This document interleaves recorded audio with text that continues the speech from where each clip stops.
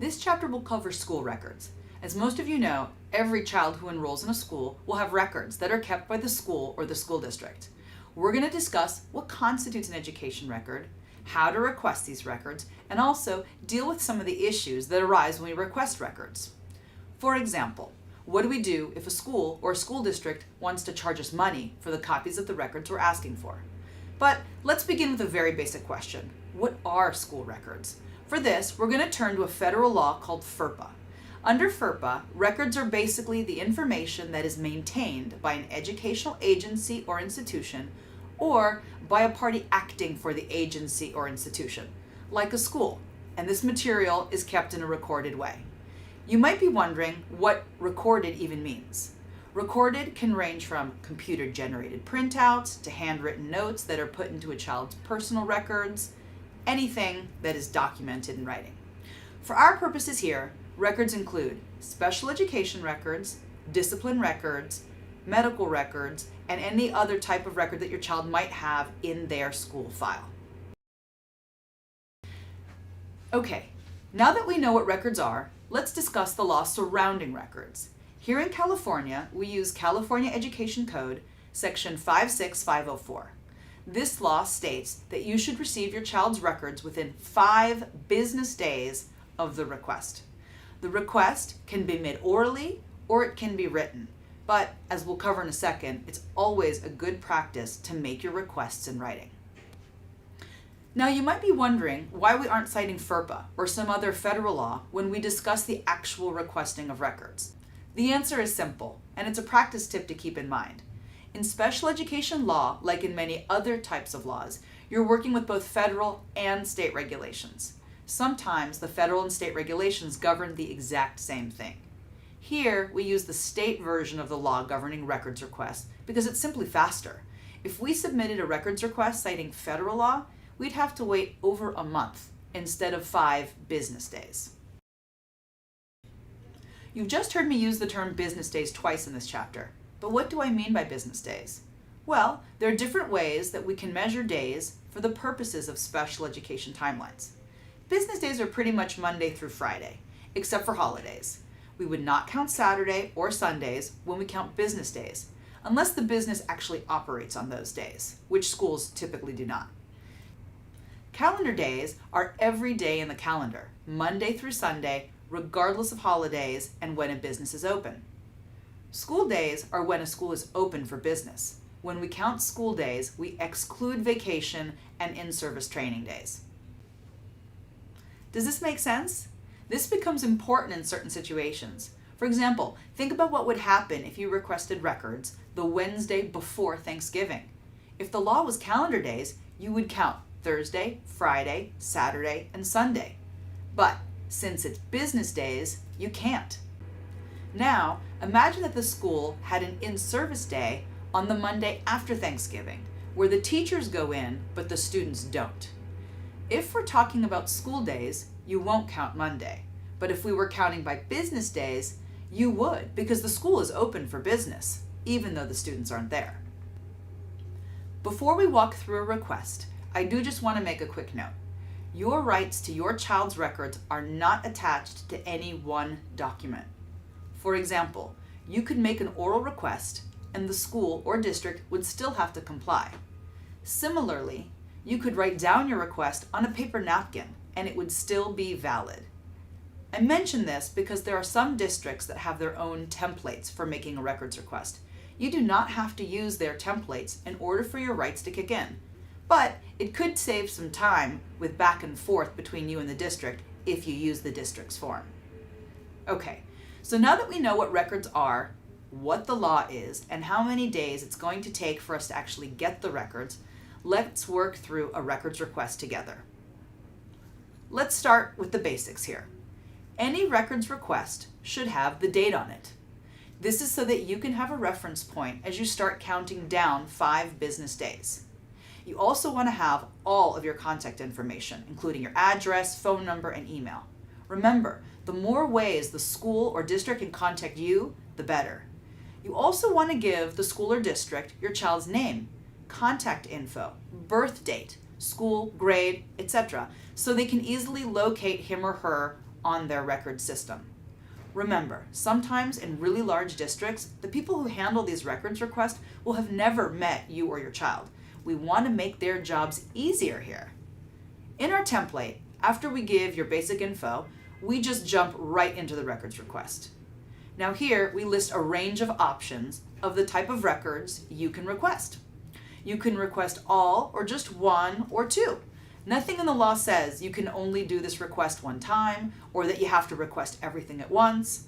However, it does make sense to request everything at once unless there are only one or two records that you specifically need. Okay, after you've made your request, it's really important to tell the school or district how you want the records. Do you want the records mailed? Do you want to actually pick them up physically? Finally, you want to sign it to make the request official. We also recommend adding the law, which we do at the bottom of the template that you see, just in case the person processing this might not be aware of their responsibilities. Having the law in there also gives them a time frame. We want these records in 5 business days because that's what the law says. Okay, the last thing you see at the bottom is a space for you to have someone say they received the records request from you and when it was received. The big picture here is that you want proof that someone at the school or district received your records request. This space would be the perfect place for a time and date stamp, which most schools have at their front office. However, we know that sometimes staff people at the district or schools don't want to do that, so you can always confirm it in different ways. You can fax your request and keep the record of the confirmation. You can send it via certified mail, or you can scan the request and email it as a confirmation. You just want to make sure you can prove that the records request was actually sent. Here's a summary of what we just talked about. Remember, the reasons why we want to follow all of these steps is because we want a record of the records requested. We want to be able to pull out this letter and say, here it is, I wrote this, 5 business days have passed. Someone in your office signed off on it. They've said that they've received it. Now, where are my records? Up to this point, I've been saying that you can send the records request to the district or the school. Really, either one should be able to process it. However, you should be aware that the school might send it to the district and that the district might send your request to the school.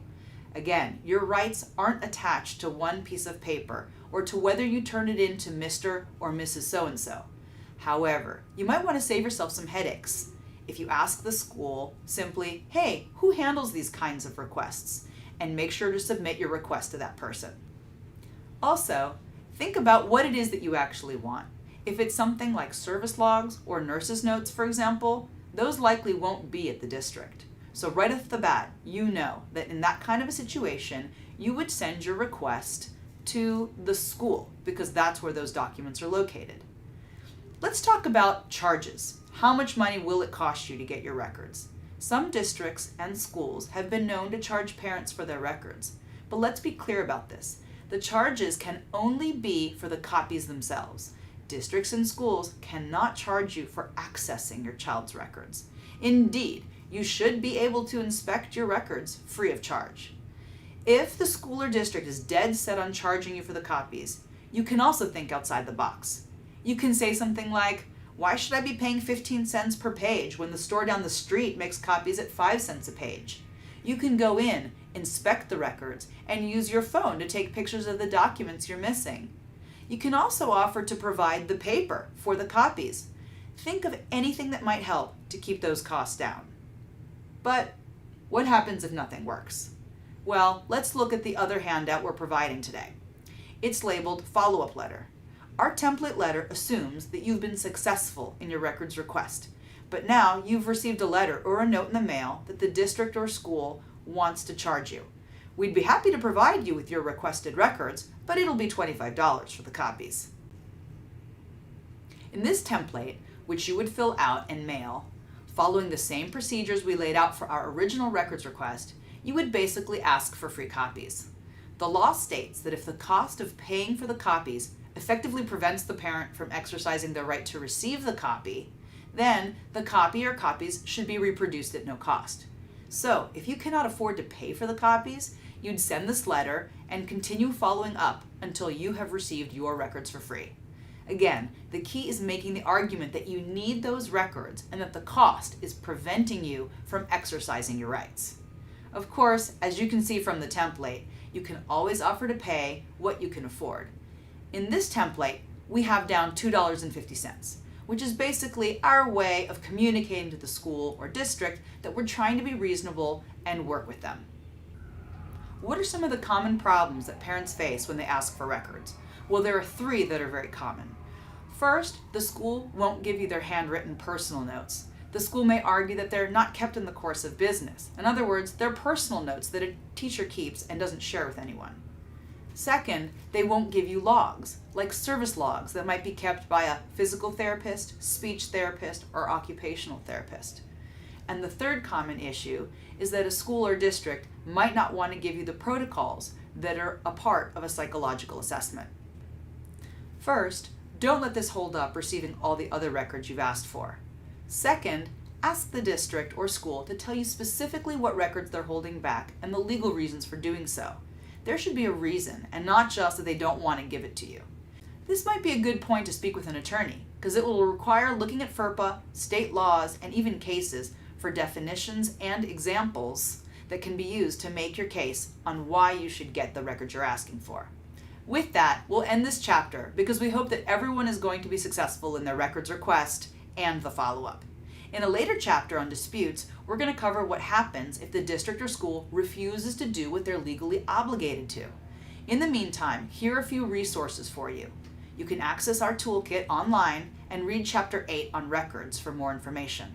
If you're in the Los Angeles area, you can also call for an intake if you're having trouble getting your records. Thanks for joining us, and goodbye.